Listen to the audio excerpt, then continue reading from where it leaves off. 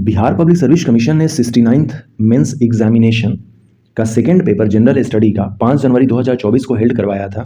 इस वीडियो में हम लोग जनरल स्टडीज़ के क्वेश्चन पेपर का एनालिसिस करेंगे।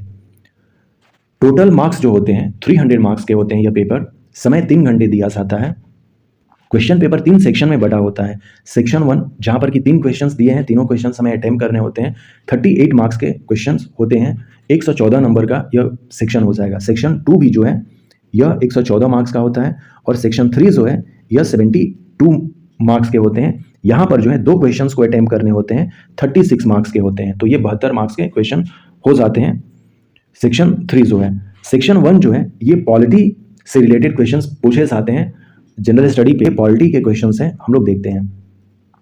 क्वेश्चन नंबर 1 जो है ये 38 मार्क्स का है, जो कि 5 सब डिवीजन में बटा हुआ है और सबका यहाँ पर मार्क्स दिया हुआ है। मैंने पेपर 1 के भी एनालिसिस में ये बताया था कि जो क्वेश्चन नंबर 1 है, जो शॉर्ट क्वेश्चंस होते हैं, इसके लिए केवल और केवल एक पेज में ही आंसर लिखने की कोशिश करनी है। नहीं तो फिर क्या होगा, पेपर कठिन हो जाएगा। हम अदर जो क्वेश्चंस हैं उसको कंप्लीट नहीं कर पाते हैं। ये एक तरह से ट्रैप है फंसाने के लिए विद्यार्थियों को। इसलिए बार बार मैं इसको फोर्स देकर कहता हूं कि 1 पेज से ज़्यादा इनके आंसर न लिखें। टू द पॉइंट हमें लिखना है इनके आंसर। क्वेश्चन नंबर 1 का ए जो इसमें पूछा गया है, critically examine the basic structure theory regarding the Indian constitution. भारतीय संविधान से संबंधित मूल ढांचे के सिद्धांत का आलोचनात्मक मूल्यांकन कीजिए। 8 नंबर का है, is reservation for economically weaker section justified? Comment, क्या आर्थिक रूप से पिछड़े वर्ग हेतु आरक्षण तर्कसंगत है? जो कि 103rd कॉन्स्टिट्यूशनल अमेंडमेंट एक्ट के थ्रू आया था। ये काफी बेहतर क्वेश्चन माना जाएगा कि आर्थिक रूप के अकॉर्डिंग हमने आरक्षण दिया है, यह कहां तक तर्कसंगत है। Critically describe about the amendment process of the Indian constitution. Amendment process जो है वो आर्टिकल 368 में है, उसी को हमें डिटेल्स में यहाँ पर आलोचनात्मक वर्णन करना है कि भारतीय संविधान की संशोधन प्रक्रिया की आलोचनात्मक वर्णन करें। क्वेश्चन नंबर डी जो है इसमें, explain how preamble of the Indian constitution provide blueprint about the goals of the constitution. एक तरह से हमारा जो प्रस्तावना है वो संविधान की आत्मा की तरह है कि हम रिफ्लेक्ट कर लेते हैं कि प्रस्तावना को देखकर ही कि हमारे कॉन्स्टिट्यूशन में किस तरह की बातें लिखी गई हैं। इसी पर क्वेश्चन पूछा गया है। Question number E, describe how caste census is going to influence the politics of Bihar. Already Bihar में कास्ट सेंसस हो चुकी है। जातीय गणना जिसको हम लोग कहते हैं, यहाँ पे जनगणना लिखा हुआ है। जातीय जनगणना किस प्रकार से बिहार की राजनीति को प्रभावित करेगी, इसका वर्णन कीजिए। 2A, ये जो 38 मार्क्स के क्वेश्चंस होते हैं इसमें और दिया रहेगा, या तो इस क्वेश्चन को अटेम्प्ट करें या तो इस क्वेश्चन को अटेम्प्ट करें। इसमें पूछा गया है पहला क्वेश्चन कि discuss the institutional relationship between the president and the prime minister as per the Indian constitutional text, discuss their changing role in the present context. भारतीय संवैधानिक पाठ के अनुसार राष्ट्रपति और प्रधानमंत्री के बीच संस्थागत संबंध पर चर्चा कीजिए। वर्तमान संदर्भ में उनकी बदलती भूमिका पर चर्चा कीजिए। अथवा Indian federalism is a fundamentally rooted in 2 simultaneous pursuits of nationhood, an embrace of a state-based culture diversity and a commitment to a larger Indian political community. Examine critically the nature of Indian model of federalism in the light of the above statement. भारतीय संघवाद मूल रूप से राष्ट्रीयता के 2 एक साथ प्रयासों में निहित हैं। और वो कौन से प्रयास हैं? राज्य आधारित सांस्कृतिक विविधताओं का अपनाना और बड़े भारतीय राजनीतिक समुदायों के प्रति प्रतिबद्धता। उपरोक्त कथन के आलोक में संघवाद के भारतीय मॉडल की प्रकृति का आलोचनात्मक परीक्षण करना है। क्वेश्चन नंबर 3 जो लॉन्ग क्वेश्चन है 38 मार्क्स के, उसमें और दिया ही रहेगा। पहला क्वेश्चन इसमें पूछा गया है कि discuss and analyse fundamental principle of coalition politics in Bihar from the point of view of the fulfilment of the national interest specifically.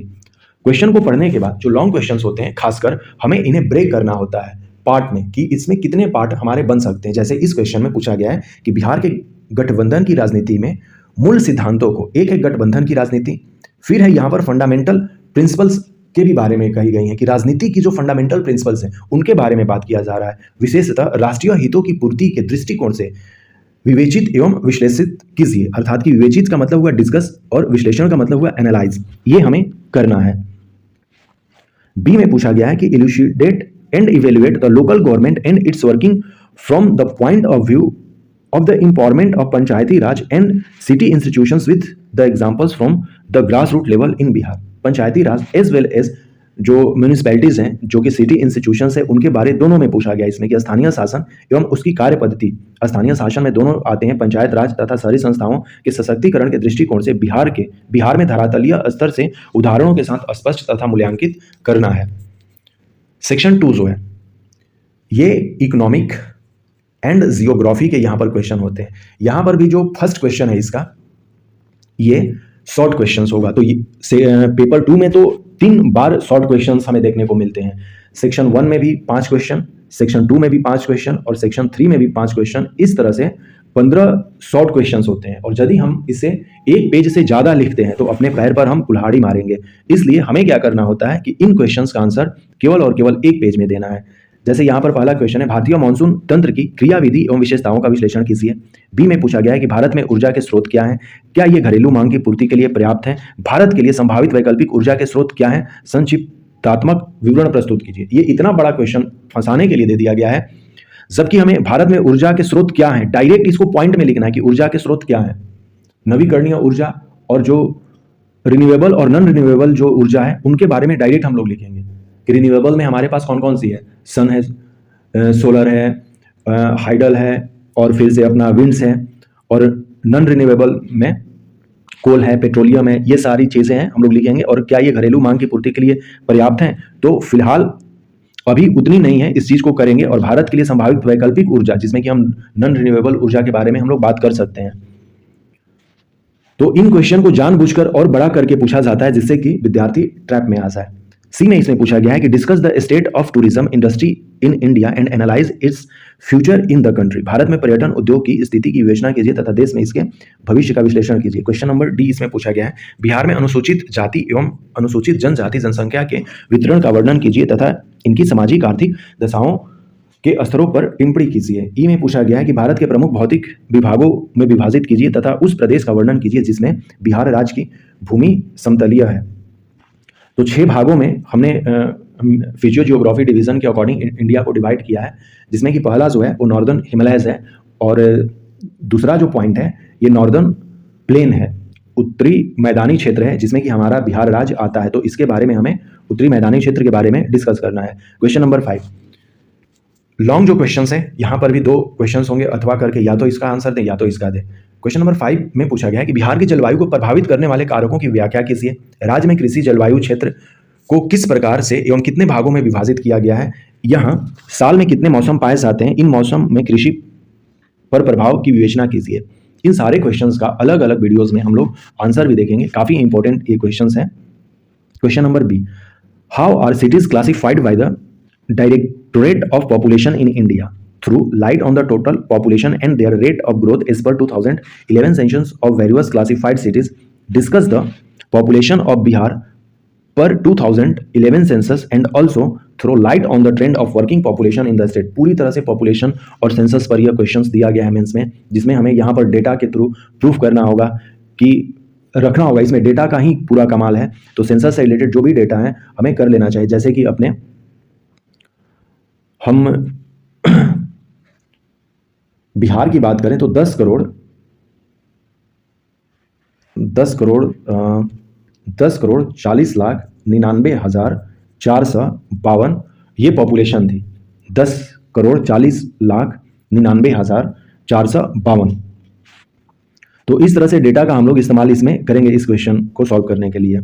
6 में पूछा गया है He explained trickle-down theory of economic, its major elements, benefit, limitations, and criticism in context of Indian planning. भारतीय नियोजन के संदर्भ में अर्थव्यवस्था के ट्रिकल डाउन सिद्धांत, इसके प्रमुख तत्व, लाभ, सीमाओं और आलोचनाओं को स्पष्ट कीजिए। अथवा describe monsoon system of India, its nature, type, climate change, distribution, synonyms, east and west jet stream and feasibility. भारत की मानसून प्रणाली, इसके प्रभाव, प्रकार, जलवायु परिवर्तन, वितरण, समानार्थी शब्द, पूर्वी एवं पश्चिमी जेट स्ट्रीम तथा यहाँ पर सिनोनिम्स का मतलब वही समानार्थी शब्द से रिलेटेड है, तथा व्यवहार्यता का वर्णन कीजिए। तो मॉनसून सिस्टम से रिलेटेड क्वेश्चन यहाँ पर पूछा गया है। सेक्शन 3 जो है साइंस एंड टेक्नोलॉजी के क्वेश्चंस यहाँ पर देखने को मिलते हैं। यहाँ पर हमें 2 क्वेश्चन अटेम्प्ट करने, 2 क्वेश्चन से 2 अटेम्प्ट करने होते हैं और ये जो क्वेश्चन होते हैं 36 मार्क्स के ईच होते हैं, अर्थात यह सेक्शन जो है ये 72 मार्क्स का होता है। यहाँ पर भी जो पहला क्वेश्चन है इसका क्वेश्चन नंबर 7, इसमें शॉर्ट नोट्स हैं। What is the role of computer in modern society? With suitable example discuss relationship between technology and social development. 7 number का ये क्वेश्चन है कि समुचित उदाहरण के साथ टेक्नोलॉजी एवं सामाजिक विकास के संबंध में हमें विवेचना करना है। सी में पूछा गया है discuss the role of science and technology in industrial development of Bihar. Discuss how modern technology helped us during corona pandemic.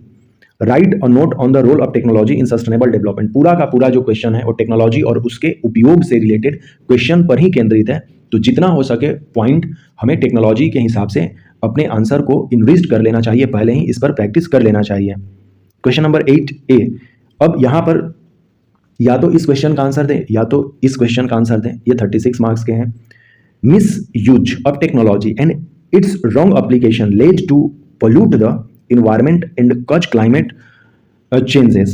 Discuss with suitable example how misuse of technology has become a curse to the environment of India. तकनीकी का दुरुपयोग एवं इसका गलत प्रयोग पर्यावरण के प्रदूषण की तरफ ले जाता है एवं जलवायु परिवर्तन का कारण बनता है। उचित उदाहरणों की सहायता से विवेचना कीजिए कि किस प्रकार भारत के पर्यावरण के लिए तकनीक का दुरुपयोग एक अभिशाप बन गया है। नैनो टेक्नोलॉजी से रिलेटेड क्वेश्चन पूछ लिया गया है कि nano technology have a huge potential to revolutionise our life. Discuss the emerging applications of nano technology in human health. Nano technology का जो भी एप्लीकेशन आपके पास है उसको डिटेल्स में यहाँ पर हमें डिस्क्रिप्शंस करना है। हम लोगों के जीवन में क्रांतिकारी परिवर्तन लाने में नैनो टेक्नोलॉजी के पास असीम संभावनाएं हैं। मानव स्वास्थ्य के संदर्भ में नैनो टेक्नोलॉजी के उभरते प्रयोगों की विवेचना कीजिए। तो इन सारे क्वेश्चंस को, जो लॉन्ग क्वेश्चन है, इसको हम लोग ब्रेक कर करके आंसर अपना करते हैं। तो यह जनरल स्टडी पेपर सेकंड का क्वेश्चन पेपर था जो कि 69th मेंस एग्जामिनेशन में पूछे गए थे क्वेश्चंस।